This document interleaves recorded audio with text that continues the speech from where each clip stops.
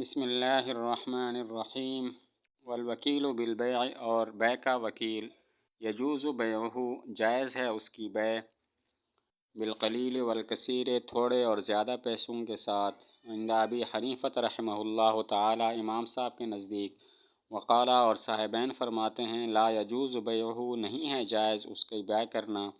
بنقصان ایسے نقصان کے ساتھ، اتنے نقصان کے ساتھ، لا یتغابن الناس فی مثلہ کہ رواج نہ ہو لوگوں کا اس جیسی میں، اس کی مثل میں، والوکیل بالشراء اور شراء کا وکیل یجوز عقدہ جائز ہے اس کا عقد، بمثل القیمت مثل قیمت کے ساتھ، وزیادۃ یتغابن الناس فی مثلہا اور اتنے زیادہ پیسوں کے ساتھ کہ لوگوں کا رواج ہو اس کی مثل میں، ولا یجوز بما لا یتغابن الناس فی مثلہ اور جائز نہیں ہے اتنے پیسوں کے ساتھ کہ لوگوں کا رواج نہیں ہے اس کی مثل میں، والذی لا یتغابن الناس فیہ اور وہ کہ جس میں لوگوں کا رواج نہیں ہے، ما وہ ہے لا يدخل تحت تقویم المقومین جو داخل نہ ہو قیمت لگانے والوں کی قیمت لگانے کے تحت۔ بیع کا وکیل بنایا کہ میری یہ چیز بیچ دو، تو وہ تھوڑے پیسوں کے ساتھ بھی بیچ سکتا ہے، زیادہ پیسوں کے ساتھ بھی بیچ سکتا ہے۔ یہ تفصیل امام صاحب کے نزدیک ہے، جبکہ صاحبین فرماتے ہیں اتنے تھوڑے پیسوں کے ساتھ نہ بیچے کہ لوگوں کا اس میں رواج نہ ہو، بہت زیادہ نقصان کے ساتھ نہ بیچے۔ اور اگر وکیل بنایا کہ میرے لیے خریدو، تو پھر وہ عام ریٹ کے ساتھ بھی خرید سکتا ہے اور اتنے زیادہ پیسوں کے ساتھ بھی خرید سکتا ہے کہ لوگوں کا اس میں رواج ہو، لیکن اگر اتنے زیادہ پیسوں کے ساتھ خریدا کہ لوگوں کا اس میں رواج نہیں ہے، بہت زیادہ غبن فاحش، بہت زیادہ پیسوں کے ساتھ خریدا، تو پھر یہ جائز نہیں ہوگا۔ باقی وہ کیا ہے کہ جس میں لوگوں کا رواج ہوتا ہے یا جس میں لوگوں کا رواج نہیں ہوتا، اس کے بارے میں بتایا ما لا يدخل تحت تقویم المقومین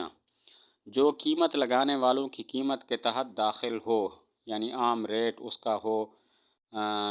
متوسط ریٹ، تو اس کو تو کہیں گے کہ لوگوں کا اس میں رواج ہے،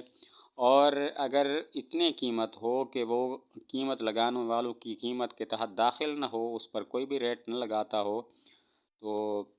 یہ ایسی چیز ہے الذی لا یتغابن الناس فیہ کہ لوگوں کا اس میں رواج نہیں ہے۔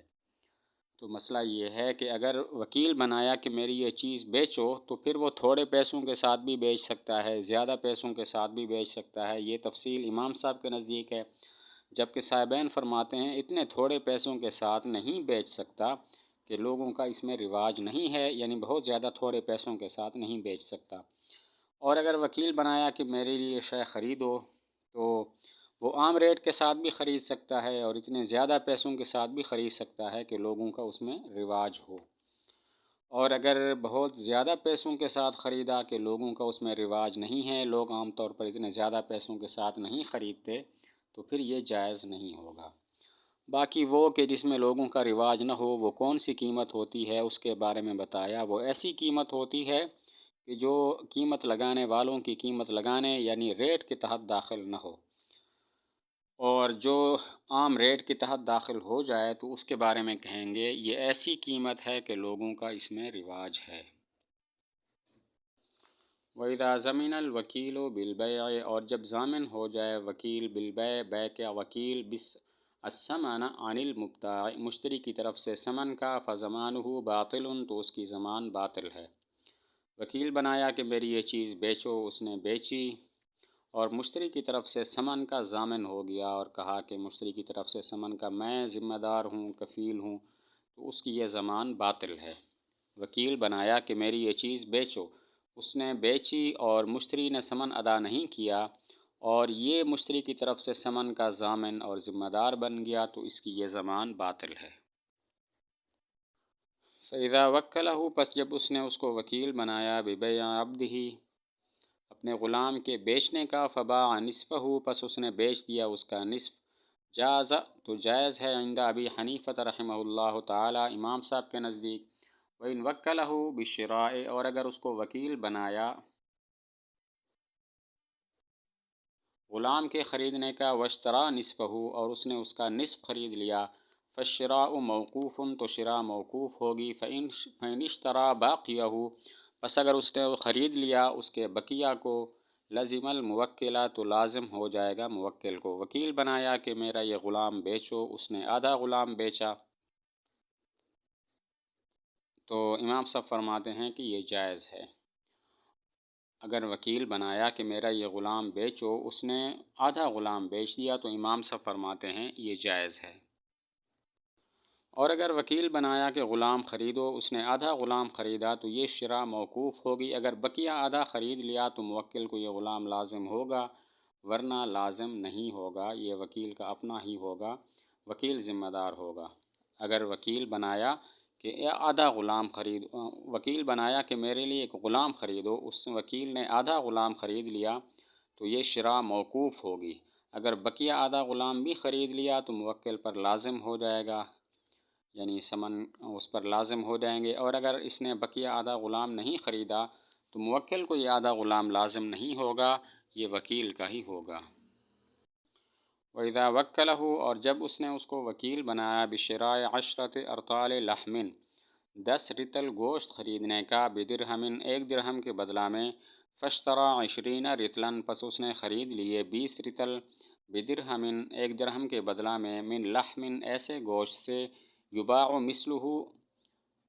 10 ارطال بدرہم، کہ بیچا جاتا ہے اس کی مثل 10 رطل 1 درہم کے بدلہ میں، لزم الموکل منہ، تو لازم ہو جائے گا موکل کو اس سے 10 ارطال 10 رطل، بنصف درہم، آدھے درہم کے بدلہ میں، عند ابی حنیفہ رحمہ اللہ تعالی، امام صاحب کے نزدیک، وقال رحمہم اللہ، صاحبین فرماتے ہیں، یلزمہ العشرون، لازم ہوں گے اس کو 20 رطل۔ وکیل بنایا کہ 10 رطل گوشت 1 درہم کے بدلہ میں خریدو، اس نے 20 رطل گوشت 1 درہم کے بدلہ میں خرید لیا، اور وہ گوشت ایسا ہے کہ عام طور پر 10 رطل 1 درہم کے بدلہ میں ملتا ہے، بیچا جاتا ہے، تو کیا ہوگا؟ امام صاحب فرماتے ہیں موکل کو 10 رطل گوشت آدھے درہم کے بدلہ میں لازم ہو جائے گا، اس پر لازم ہوگا کہ آدھا درہم دے اور 10 رطل گوشت لے لے، جبکہ صاحبین فرماتے ہیں اس کو یہی 20 رطل 1 درہم کے بدلہ میں لازم ہو جائیں گے، وہ 1 درہم دے اور یہ 20 رطل گوشت لے لے۔ وکیل بنایا کہ 10 رطل گوشت 1 درہم کے بدلہ میں خریدو، اس نے 20 رطل گوشت 1 درہم کے بدلہ میں خرید لیا، اور وہ گوشت ایسا ہے کہ عام طور پر اس جیسا گوشت 10 رطل 1 درہم کے بدلہ میں ملتا ہے، تو اب کیا ہوگا؟ امام صاحب فرماتے ہیں موکل کو 10 رطل گوشت لازم ہوگا آدھے درہم کے بدلہ میں، یعنی موکل پر لازم ہوگا کہ آدھا درہم دے اور 10 رطل گوشت لے لے، جبکہ صاحبین فرماتے ہیں اس کو 20 رطل گوشت لازم ہوگا اسی 1 درہم کے بدلہ میں، 1 درہم دے اور یہی 20 رطل گوشت لے لے۔ وَإِنْ وَكَّلَهُ، اگر اس نے اس کو وکیل بنایا، بِشِرَاءِ شَيْءٍ بِعَيْنِهِ، کسی متعین شے کی شراء کا، فَلَيْسَ لَهُ، تو اس کے لیے جائز نہیں ہے، أَن يَشْتَرِيَهُ لِنَفْسِهِ، کہ اس کو خریدے اپنے لیے۔ وکیل بنایا میرے لیے فلاں متعین چیز خریدو، تو وکیل اسے اپنے لیے نہیں خرید سکتا، موکل کے لیے خریدے گا۔ وکیل بنایا کہ میرے لیے وہ فلاں متعین چیز ہے وہ خریدو، تو وکیل اسے اپنے لیے نہیں خرید سکتا، موکل کے لیے ہی خریدے گا۔ وَإِنْ وَكَّلَهُ، اور اگر اس نے اسے وکیل بنایا، بِشِرَاءِ عَبْدٍ بِغَيْرِ عَيْنِهِ، کسی غیر متعین غلام کے خریدنے کا، فَاشْتَرَىٰ عَبْدًا، تو اس نے خرید لیا ایک غلام، فَهُوَ لِلْوَكِيلِ، تو وہ وکیل کا ہوگا، إِلَّا أَن يَقُولَ، مگر یہ کہ کہے، نَوَيْتُ الشِّرَاءَ لِلْمُوَكِّلِ، میں نے نیت کی موکل کے لیے شراء کی، او یشتریہ بمال الموکل، یا اس کو خریدے موکل کے مال میں سے۔ وکیل بنایا میرے لیے کوئی ایک غلام خریدو، اس نے ایک غلام خرید لیا، تو یہ غلام موکل کا نہیں ہوگا، وکیل کا ہی ہوگا۔ ہاں، 2 صورتوں میں موکل کا ہوگا۔ نمبر 1،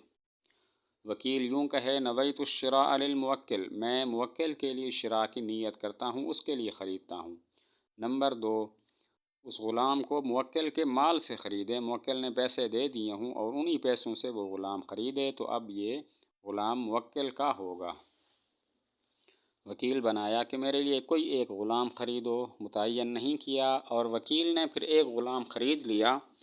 تو یہ غلام موکل کا نہیں ہوگا، وکیل کا ہی ہوگا۔ ہاں، 2 صورتوں میں موکل کا ہوگا۔ نمبر 1، خریدتے وقت وکیل یہ کہے، نویت الشراء للموکل،